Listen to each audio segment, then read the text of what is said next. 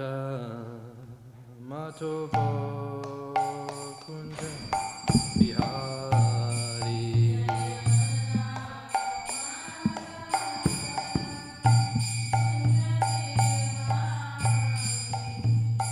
Radha Matovo Kunja Bihari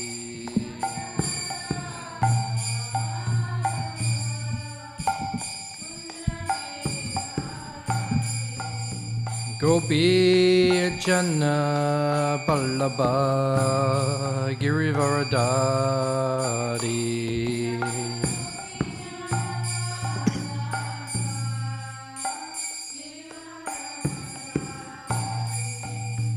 Gopi Jana Vallabha Girivaradari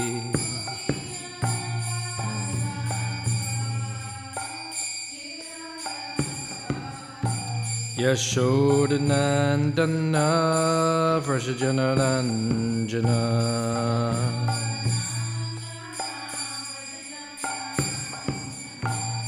Shodanandana Vrashajanaranjana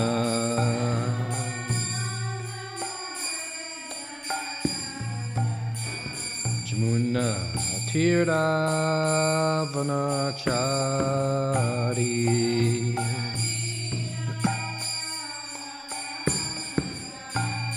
Jamuna Tiravanachari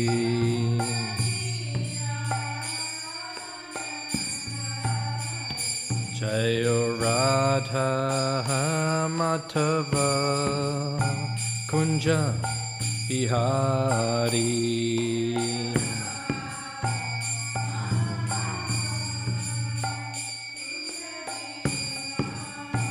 Hey Radha Madhava Kunja Bihari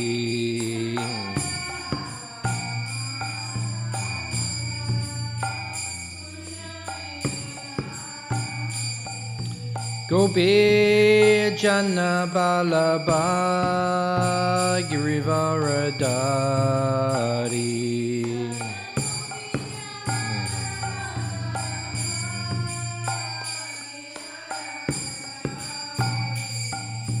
Gopi Jana Vallabha Girivaradari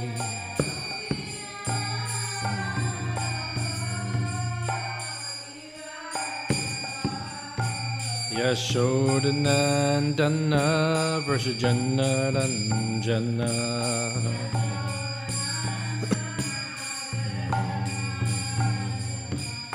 Yashodanandana Vrashajanaranjana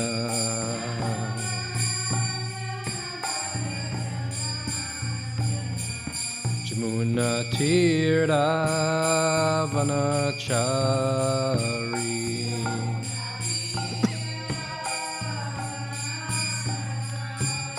Jamuna Tiravanachari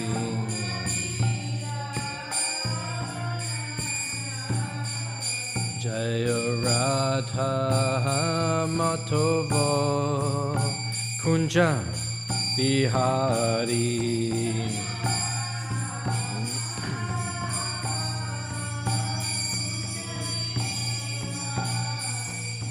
Radha Madhava Kunja Bihari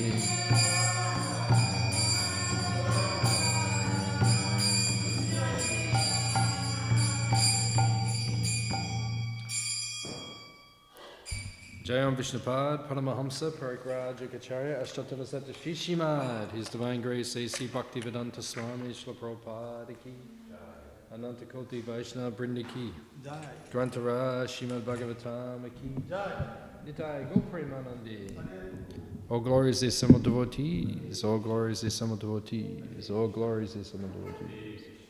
All glories to Sri Guru and Sri Gauranga.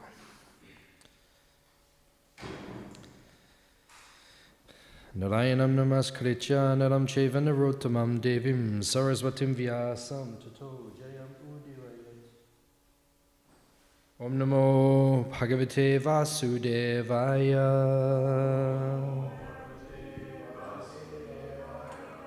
Om namo bhagavate vasudevaya.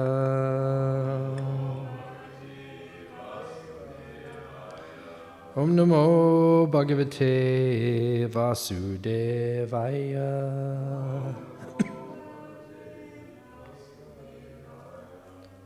Reading from Srimad Bhagavatam, canto 5, chapter 16, chapter entitled The Description of Jambu Dweep, text number 2. Tatrapi priyavrata rata charana parikatai saptabi sapta sindava upaklipta yata etasya saptadvipa vishesha vikalpastvaya bhagavan kalu suchita etad eva kilam aham manato lakshanatas chasavam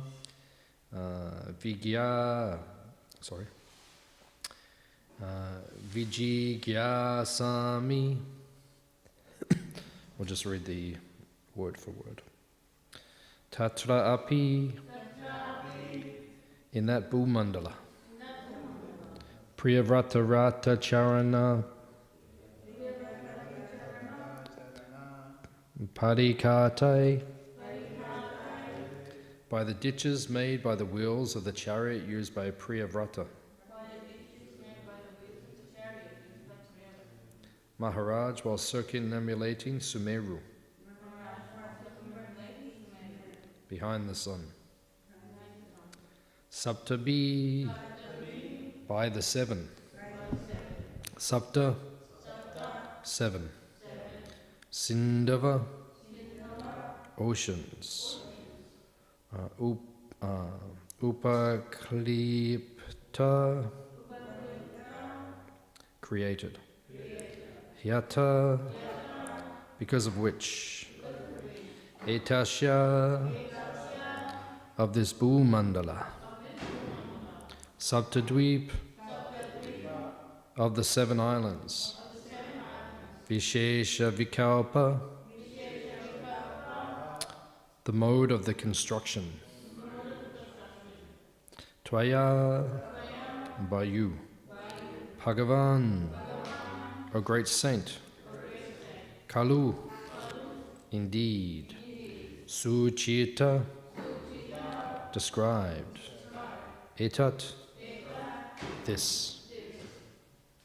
Eva, certainly. Akilam, whole subject. Aham, I. Manata, from the point of view of measurement. Lakshanata, and from symptoms. Cha, also. Savam, everything. Vijigyasami, wish to know. Translation and purports by His Divine Grace A.C. Bhaktivedanta Swami Srila Prabhupada.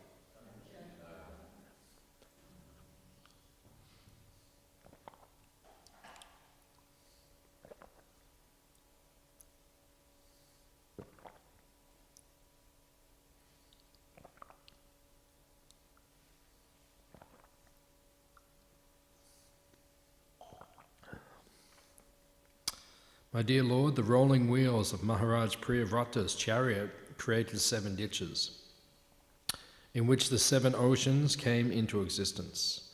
Because of these 7 oceans, Bhumandala is divided into 7 islands. You have given a great description of their measurement, names and characteristics. Now I wish to know of them in detail. Kindly fulfill my desire. Text number 4. 3.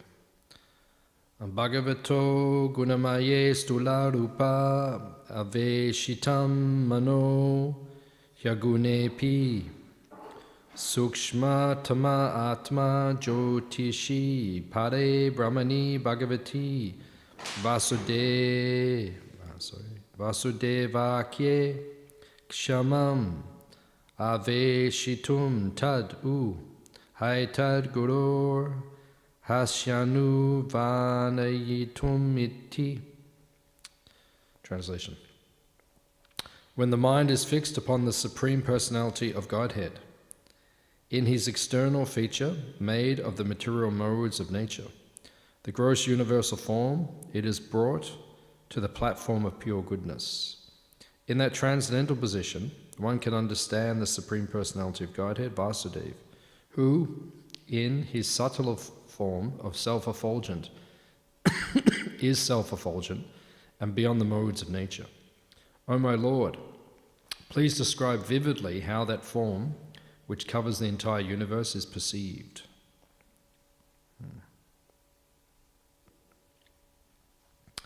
Purport. Maharaj Parikshit had already been advised by his spiritual master, Shukadeva Goswami, to think of the universal form of the Lord, and therefore, following the advice of his spiritual master, he continuously thought of that form. The universal form is certainly material, but because everything is an expansion of the energy of the Supreme Personality of Godhead, ultimately nothing is material. Therefore, Parikshit Maharaj's mind was saturated with spiritual consciousness. Srila Rupa Goswami has stated, everything, even that which is material, is connected with the Supreme Personality of Godhead. Therefore, everything should be engaged in the service of the Lord. Srila Bhaktisiddhanta Saraswati Thakur translates this verse as follows: Hari Sevaya Yaha Haya Anukula Vishaya Baliya Tahara Tyage Hayabula. One should not give up anything connected with the Supreme Personality of Godhead, thinking it material or enjoyable for the material senses. Even the senses, when purified, are spiritual. When Maharaj Parikshit was thinking of the universal form of the Lord, his mind was certainly situated on the transcendental platform. Therefore, although he might not have had any reason to be concerned with detailed information of the universe, he was thinking of it in relationship with the Supreme Lord, and therefore such geographical knowledge was not material but transcendental. Elsewhere in Srimad Bhagavatam 1.5.20, Narad Muni has said, Idam hi Vishwam Bhagavan Ivetara. The entire universe is also the Supreme Personality of Godhead, although it appears different from him. Therefore, although Parikshit Maharaj had no need for geographical knowledge of this universe, the knowledge was also spiritual and transcendental because he was thinking of the entire universe as an expansion of the energy of the Lord. In our preaching work also, we deal with so much property and money and so many books bought and sold. But because these dealings all pertain to the Krishna conscious movement, they should never be considered material. That one is absorbed in thoughts of such management does not mean that he is outside of Krishna consciousness.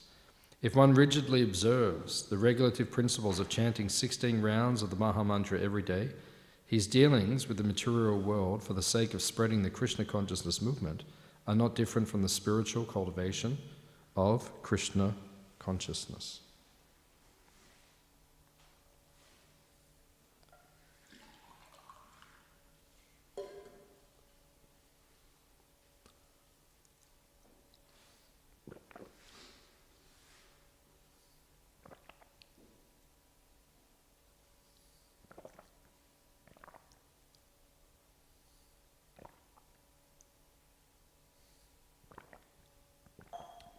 Just need to drink some water, just rehydrating after this near Jalakotasi.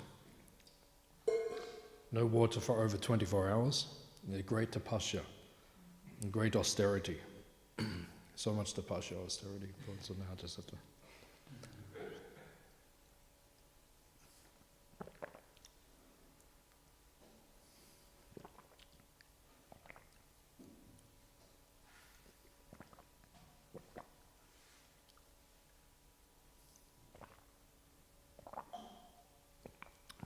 Just bring me 1 10-litre bucket, I will drink it all. No, joking. Omagyan Timidandasya Gyananjana Shalakaya Chakshuranolitam Yena Tasmai Shri Gurave Namaha Sri Chaitanya Manobishtam Stapitam Yena Bhutale Swayam Rupa Kadamayam Dadati Swa Patantikam Vancha Kalpatarubhyascha Kripa Sindhu Bhievacha Patitanam Pavanebhyo Vaishnavebhyo Namo Namaha Jaya Shri Krishna Chaitanya Prabhu Nityananda Shri Advaita Gadadha Srivasadi Gaura Bhakta Vrinda Hare Krishna Krishna Krishna Hare Hare Hare Rama Rama Rama Hare Hare. Welcome Brahmacharis. Good to see you. Hare Krishna. Very nice. Feel purified in the association of the saffron cloth of the Brahmacharya ashram. So, good. Hare Krishna.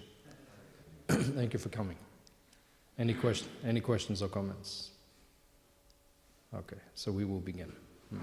So, this is describing Jambudvip.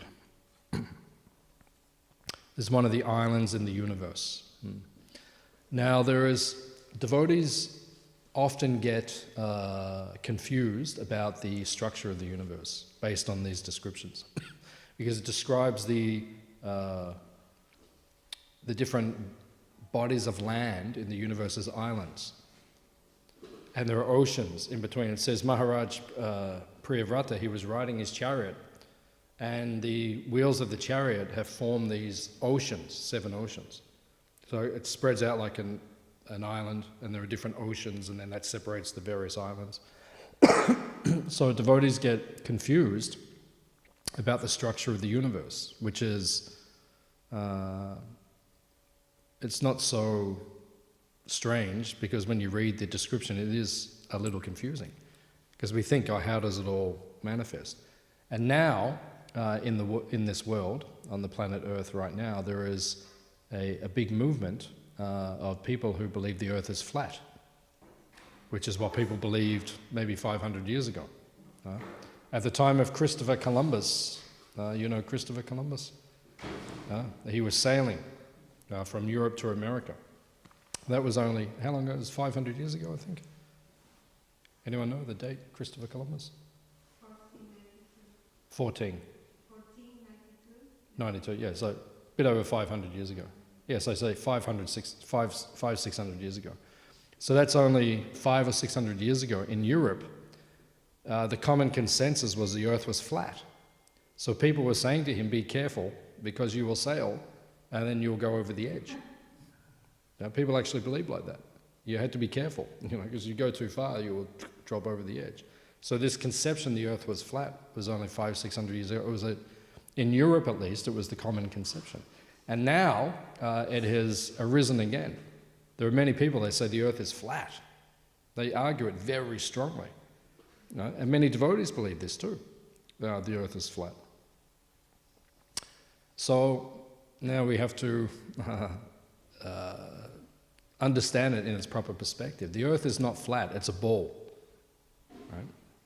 Even though here it says there's like islands and there's oceans and like this, but you have to understand the cosmology of the universe carefully. That's why we need to study Prabhupada's books very carefully. And then even when you study the books, it can be confusing, because it sounds like there are contradictory descriptions, which are there. So it can be confusing. And even many devotees, they believe the earth is flat, and they give this description. So when we taught the Bhakti Vaibhav course, we went through the 5th canto, as you do when you study it. Prabhupada said you have to study his books categorically, from canto 1 to canto 9. Right? And he says by the end of canto 9, you will be God-realized soul. So I've done that. I've studied canto 1 to canto 9 very carefully, and still I have not realized God fully. So Prabhupada said, you have to read 3 times Study everything 3 times. So even if I go through it 3 times, I don't think I'll still be fully God realized. It's not easy to do it. But that's the system we're supposed to go through categorically. So when we went to Canto 5, we studied it very carefully because I was facilitating the Bhakti Vaibhav course. I'm teaching the devotees. So I'm only going to go through the Bhagavatam as deeply as we did in the study, probably once in my life. I'm probably not going to go back and study the whole thing that deeply again. One time. So if you're going through it once very, very deeply, you have to make sure you go through it as carefully as you can. So when I got to the 5th canto, we went into the cosmology, into the creation of the universe, very, very deeply. And even then, I don't think we fully understood everything and fully covered everything. Because these things are vast, these things are very elevated, and they're beyond our conception. You look at the universe at night time, and how do we understand all of that? The scientists speculate on it every day. Every day they tell us, oh, it's like this, it's like that. There are black holes and there are all these different things, and so even they don't really understand it, right? They speculate, oh, it's like this, it's like that, but how do they really understand? So when we did go through, the basic understanding which we got is that there are 14 planetary systems. So this is important to understand when we're understanding the cosmology. And Mahavishnu is outside of the universe. So we read that from the Bhagavatam, 2nd canto, 3rd canto, right? So when he breathes, universes come out of his pores. And we are inside one of those universes. And actually, we, this group of us sitting here now, we're inside the last universe to come out. It's the smallest universe because Brahma only has 4 heads. And when you read the 10th canto, it describes when the other Brahmas came to Dwarka, everyone had more heads than that one. So it's described, this is the smallest universe, the last one to come out. The other universes which come out, they go out further than us, they come back. We just came out at the end very quickly, and then we go back in. And it's a small universe, it's not a big thing. We think we're very important. We are from Delhi, or Chennai. Don't know what. Chennai Maharaj, Tiki Jai, don't know what. Or Melbourne, or wherever we're from. We think it's very important. It's not important. One time, Tamal Krishna Maharaj was with Prabhupada, 1968, 69, very early in the movement. And Prabhupada was explaining the cosmology. He said there is the universe, and then within the universe is one planet, small planet, called Earth. On that planet there is one country called America. In America there is one city called Los Angeles. Los Angeles is one street called Watseka Avenue. And then in Watseka Avenue there's one little church which the devotees brought and they turned it into a temple. Right? And in that temple there's one temple commander and he thinks he is so important. That's, Prabhupada was like bringing it into perspective. We think we're so important. In the cosmology of the universe, we're nothing. We don't even come up. If Lord Brahma was looking at us now, by the time he looks down, we're probably gone. Right? Insignificant. So, this is the cosmology of the universe. So, Mahavishnu, we come out of his pores, then he expands into each universe as Garbhodakshaya Vishnu. He enters the universe. The universe is shaped like an egg, that shape, like an oval shape. Right? So he goes in, he lies down, and it's like being in a sauna. So when you're in the sauna, you perspire. So he perspires, that fills up half the universe, that's called the Garbhodak ocean. And he lies down on that ocean, on Anantasesh. So at the bottom of our ocean, half the universe is filled with water, perspiration from the Lord.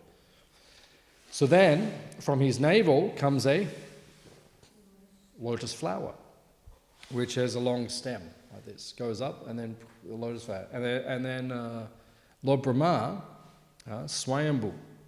What does Swayambhu mean?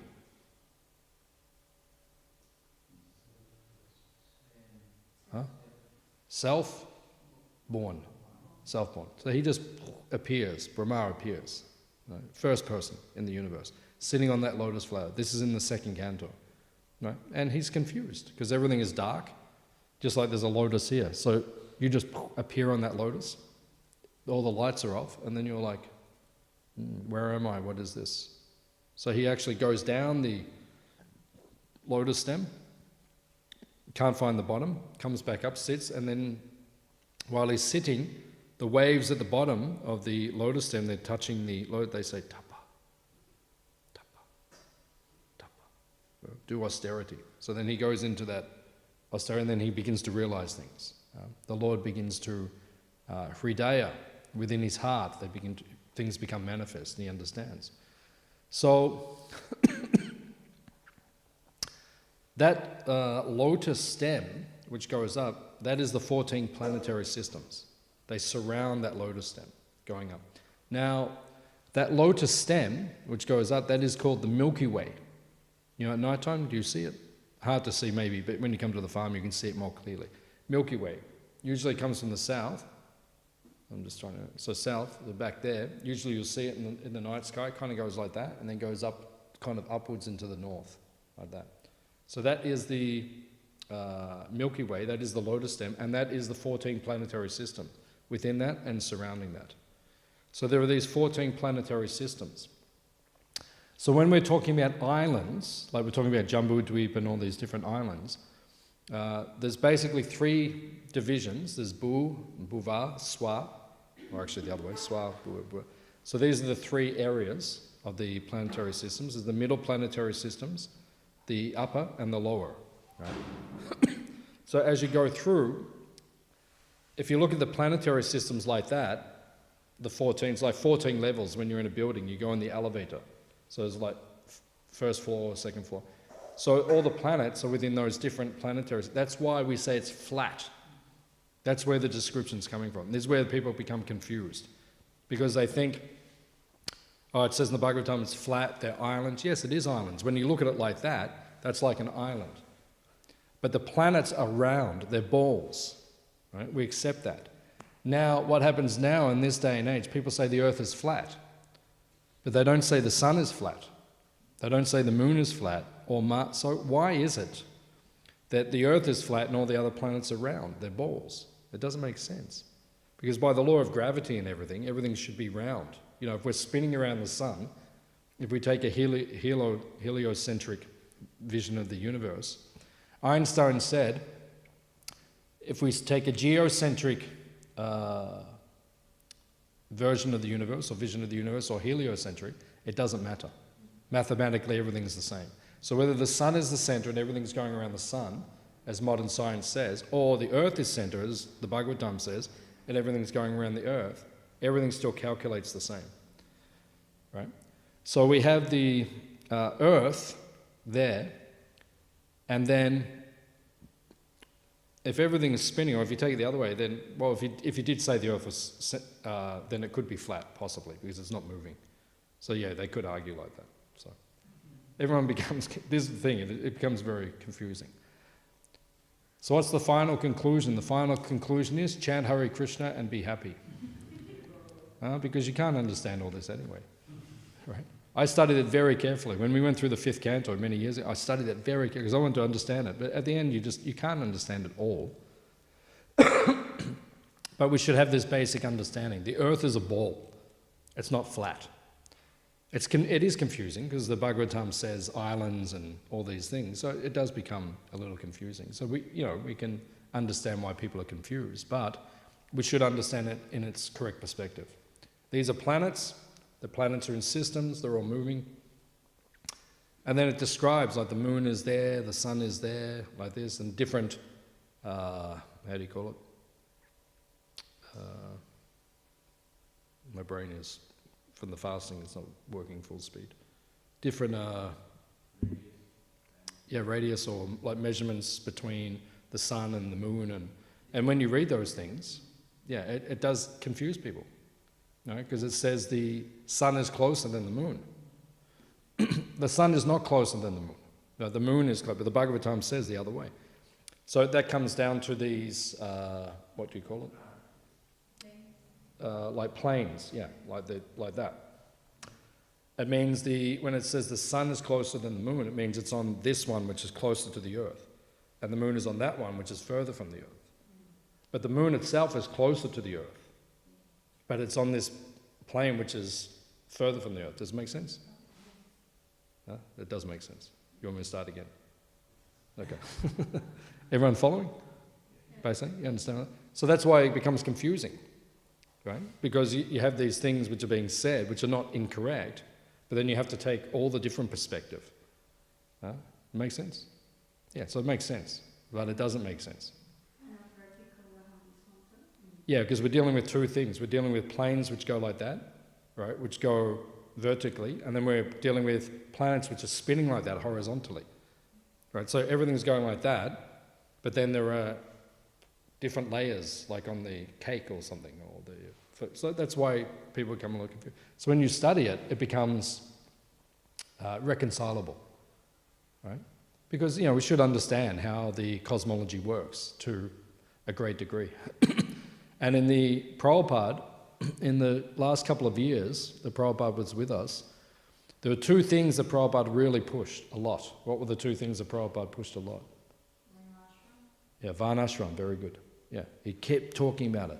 Farm communities, make the farm communities work. And around ISKCON, how many of our farm communities are really self-sufficient and really working? Not many. We have like maybe 65 farms in ISKCON. Maybe 5 of them maybe are like quite, self-sufficient and really advanced in their, as Prabhupada envisioned they should be. So he would speak about this in the final days, right? And on that last tour he was going to take in 77 when he went across to London, to Bhaktivedanta Manor, and then he came back. That final tour was only to the farms. He said, I've done everything else, now just the farms, right? So Varnashram, he was talking. And then the other thing was, yeah, it was the Vedic Planetarium or the Bhaktivedanta Institute, the scientific division. He said, we have to defeat the scientists, right? And he would speak about this all the time. Harisori Prabhu said there wasn't a day that went by in those last couple of years Prabhupada did not speak. The scientists, he would attack them every day. Right? And Mayavadis, every day Prabhupada would say something. Every day he would attack Mayavadis. Because this philosophy, Mayavad philosophy, is very prevalent on the earth, and it's actually a great obstruction to spreading Krishna consciousness. So Prabhupada would just hammer. In his pranam mantra, Prabhupada wrote that pranam mantra himself. Nirvisesh Shunyavadi. Right? My mission is to counteract these two philosophies, Buddhism and Mayavad philosophy and personalism. So these are the two things that Prabhupada really focused on. So he wanted, especially in those final last couple of years, Prabhupada wanted this Vedic planetarium in Mayapur to be built so that we can understand the cosmology nicely. You can go in there and you can actually see how it all works. So that is being developed now. And it should open in the next 10 years or so, so that we have a nice understanding of how the universe. And even when that's there, still we probably won't understand everything perfectly. No, but we should have a basic idea. So does everyone understand it basically? Okay, what you need to take away from the class or from your study of the Bhagavatam, the earth is not flat. You need to understand this, because many people, the Bhagavatam even sounds like that, right? But the earth is not flat, it's a ball, even though there's people watching who probably disagree. They may disagree. There's even devotees I've met, they're very adamant, no, it is flat, like that. It's not flat, right? It's a ball, so understand it properly. So the earth is not flat, and these islands are planetary systems. So we need to understand these things properly. And all the planets are orbiting as we go through that layer of the universe. So we should understand these things properly. So then we go to verse 3, and it explains that the universe can be seen in terms of the universal form. Right? This is spoken of in Canto 2, right? The universal form. Right? There's a description, the Vishwarupa. Right? This is not actually, it's not actually there. It's like a superimposed form. But for some people, it's a good place to start to understand that God is a person. That's why in the Bhagavatam, if you go back to second canto, it says like the trees are the hairs of the body, the ocean is in the navel of the Lord. So you can meditate like that, and you start to get an idea of the personality of Godhead behind it. But it's not that the Lord has actually taken that form, right? In one sense. In another sense, it is His, because it's His energy, so He is there. But it's a way of meditating. But it's considered to be one of the lowest realizations of the personal philosophy. It's not an advanced realization. And Prabhupada points this out. How can you make a garland for the universal form? Right? If you got everyone in ISKCON making a garland, right, stealing all the flowers, right? There's many pastimes of devotees stealing the flowers in the 1970s. We don't do it now. Now we go to the market and we buy it. We weren't so popular when we first moved into this temple. You have to understand that. You know, the neighbours, all the neighbours here, they used to wake up in the morning and all their flowers are gone. Huh? We weren't so popular in the beginning. You know the story of that Rath Yatra we had in Melbourne, the first big Rath Yatra? You know that story? Where the devotees jumped the fence, went into the greenhouses and stole all the flowers? You heard that story? Yeah, the devotees jumped in the middle of the night because they needed flowers for the Rath Yatra carts. They didn't have enough money. They jumped the fence, went in and plucked all the carnations from the hothouses. So the man got up in the morning, walked in, and all the flowers were gone. Imagine that. You walk in, like 3 hothouses full of flowers, big hothouses, and all the flowers are gone. And he thought, who would do this? Who's going to steal all the flowers? So he told the police, he rang the police. And he said, someone took all the flowers. So the police thought, who would do that? So they looked in the newspaper. In the newspaper it said, tomorrow, Rath Yatra festival, everyone come. And they thought, oh, okay, maybe this is it. So next day, Rath Yatra was beginning. And the police went with the man to the carts of Jagannath, Balaram, Subhadra, and covered with carnations, right? And then they said to the man, are these your flowers? He said, yeah, they're my flowers. So the policeman got up on the cart. He said to the devotees, okay, we're stopping this parade. This is like 1 hour before the parade is beginning. He said, we're going to arrest someone for stealing all these flowers. Who did it? So one devotee was there. He said, I did it. He didn't even do it, but he said, I did it, because he just wanted the police said, okay, now you have to come to the police station. So he went, and the Rath Yatra continued. So the man took us to court for stealing all the flowers. And we still don't know how, but by Krishna's arrangement, he lost the court case. And he had to pay all of our expenses for taking us to court. And we still don't know how that happened. And then they told Prabhupada the story, and Prabhupada was laughing. Prabhupada said, not that we should, okay, Prabhupada laughed, and because Prabhupada saw the humour in it, that, we took all the flowers, we gave them to Krishna, but we shouldn't, doesn't mean, okay, Prabhupada was like, no, let's go and steal flowers and we can do all this. We can't do it like that. But Prabhupada was saying, because they took everything for Krishna and they gave it to Krishna, which is what the man actually should have done. He should have said, oh, this is my greatest honour. You've stolen my flowers. Maybe you should have just asked for them, but, you're giving them to Krishna. That's the point. So that's what he should have said, but he didn't say that. And then somehow there was some transcendental arrangement. But we should not steal. It actually says in the scriptures that if you do steal and you give it to Krishna, you don't get any reaction, but you don't make any advancement. Right? It says that in the Shastra somewhere, that one of my godbrothers was telling me. There's a statement like that. You don't get any reaction because you gave it all to Krishna, but you don't make any advancement either. So don't think I can just go and steal for Krishna and make it like a habit. I am Krishna's thief. This is my service, my seva. I will steal everything and give it to Krishna, like that. Don't think like that. Here Prabhupada is saying that we should give everything to Krishna. So that's what the universal form is for. And it is also mentioned that when one is in sattva gun and ultimately comes to the platform of Vishuddha Sattva, then one can realize Krishna, right, in his personal form. It requires purification in order to understand Krishna's form. Many people in Kali Yuga can't even understand that God has a form. Just like, we're preaching on the weekend, we have some people come to learn about Krishna. We ran a retreat, Western people came, 15 Western people came, and we're teaching them about Krishna consciousness. But some people, they cannot even understand yet that God has a form. They think everything's just energy or light. It takes time for people to understand these things.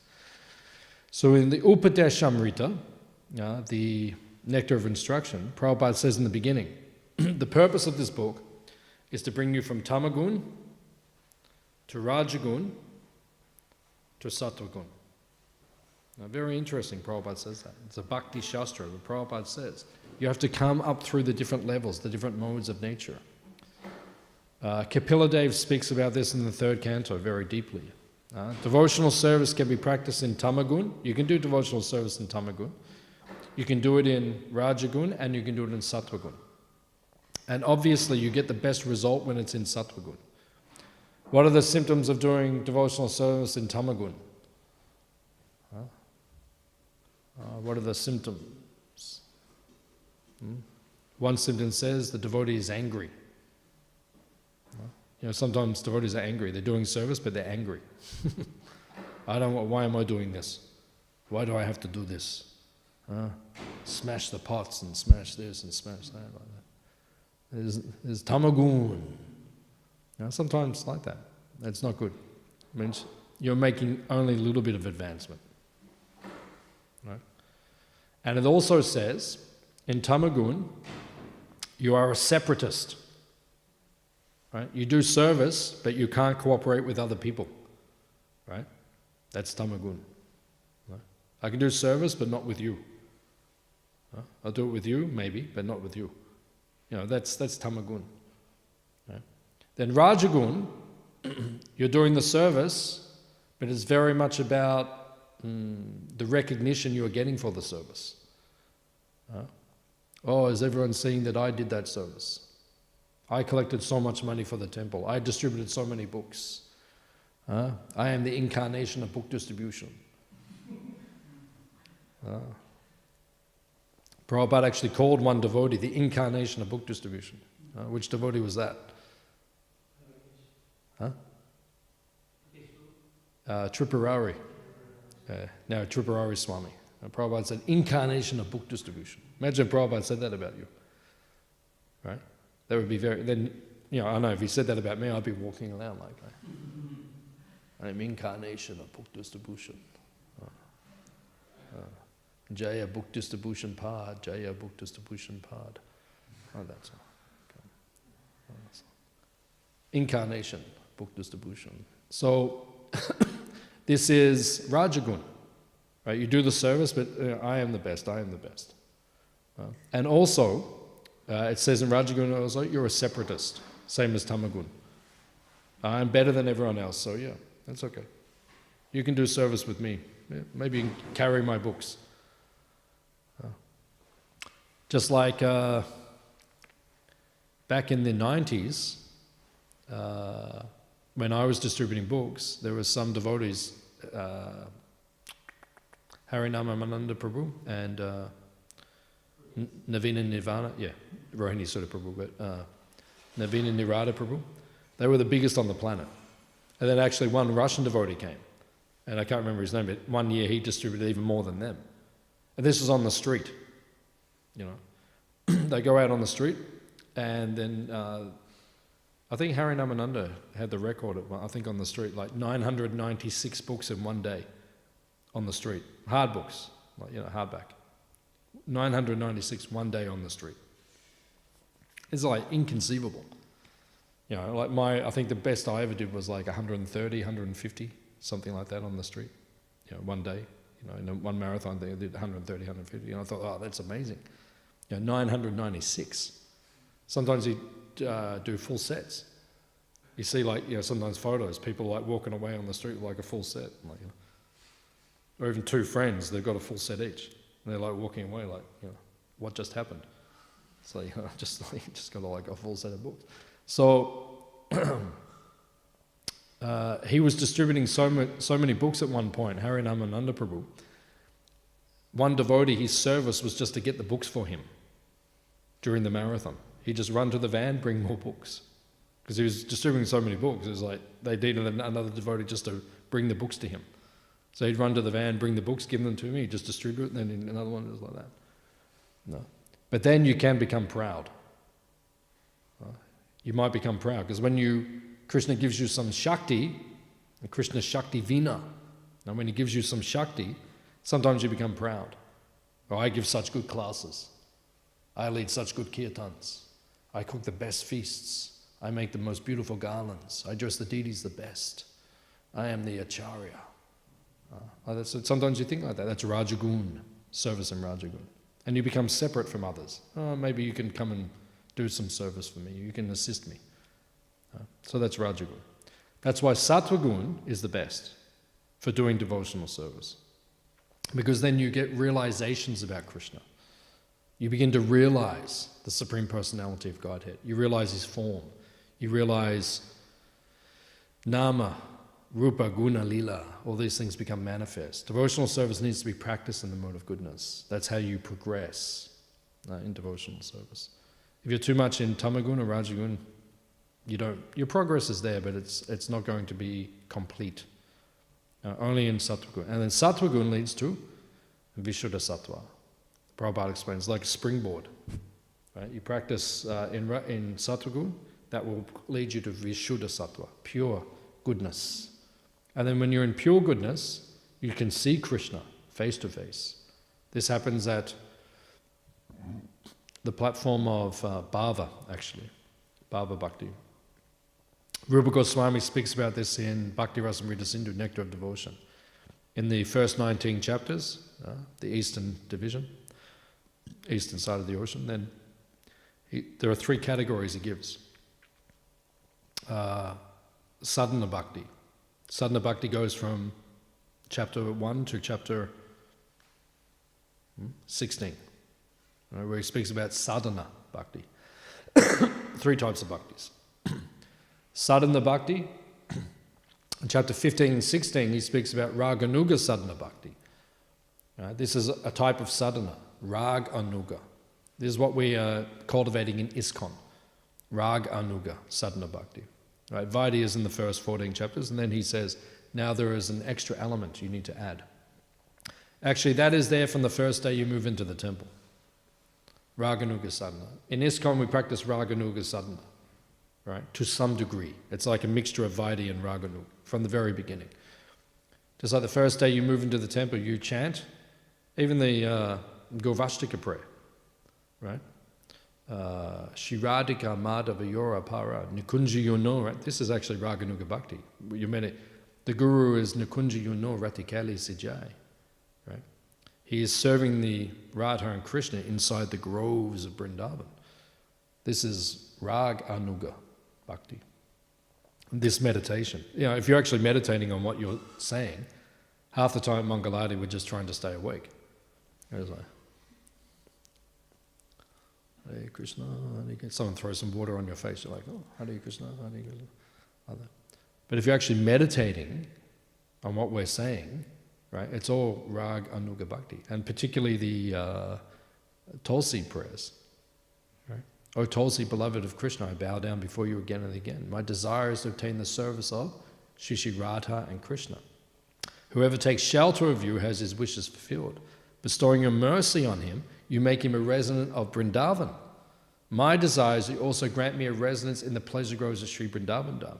Thus within my vision I will always behold the beautiful pastimes of Radha and Krishna. That's Raganuga Bhakti. Yeah? Is that what you meditate on while you're chanting? The Tulsi prayers? You should be, because that's what you're saying. Maybe for the first 5 years you don't even know what you're saying. First 5 years you're just like, playing the kartals and concentrating on your voice. Oh, I sing so nicely. Hare Krishna, Hare Krishna, Krishna Krishna, Hare Hare, Hare Rama.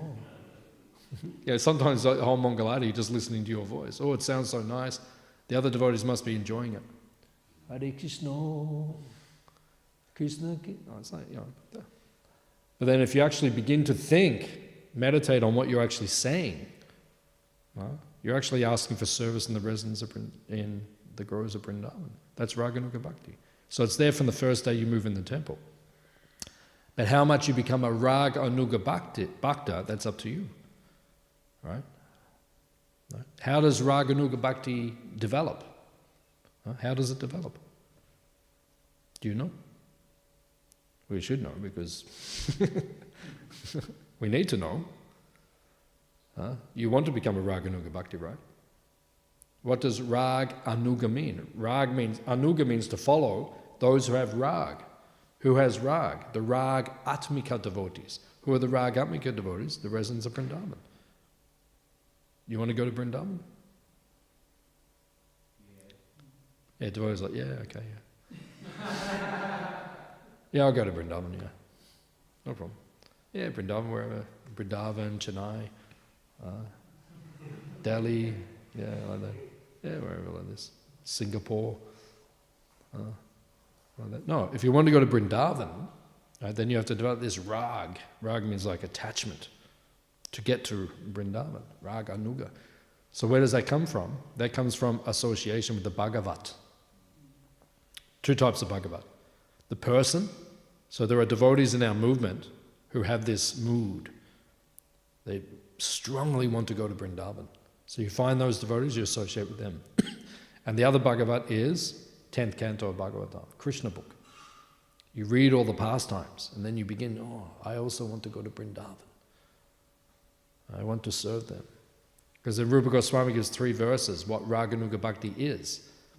And he says to meditate on life in Vrindavan. So the more you hear about it, then the more you meditate on it. That's it. While you're chanting a japa, I just want to go to Vrindavan and do some seva.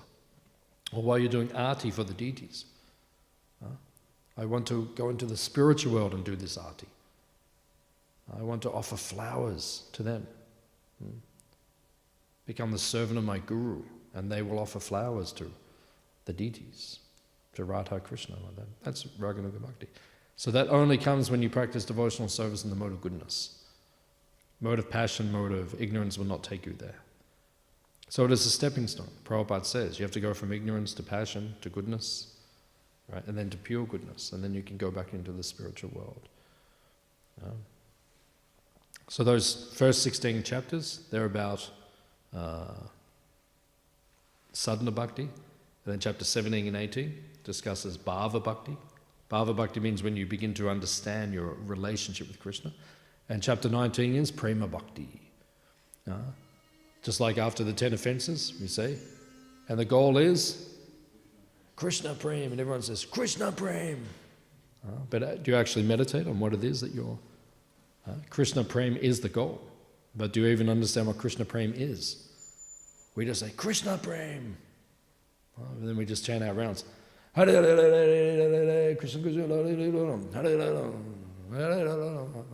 Just do it. No, but you have to meditate on Krishna prem, what that is. Cultivating that mood. Cultivating love for Krishna in your seva. You do service out of love for Krishna. And then that will cultivate Krishna prem. And then one day you will see Krishna face to face. It is possible. So we'll stop there. Any questions or comments about the earth being flat in this universe? Hare Krishna. Does anyone have any questions or comments? There's so many people here. So. Anyone online, do you have a question, a comment? Hare Krishna. So, someone is ringing with a... Anyone have?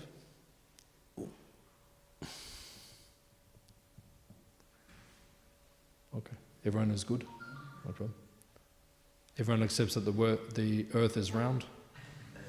You'll accept that? Yeah, it's good. So there's no questions. Yeah, if you accept like that then. Okay. Srila Prabhupada ki? Please come again. Hare Krishna.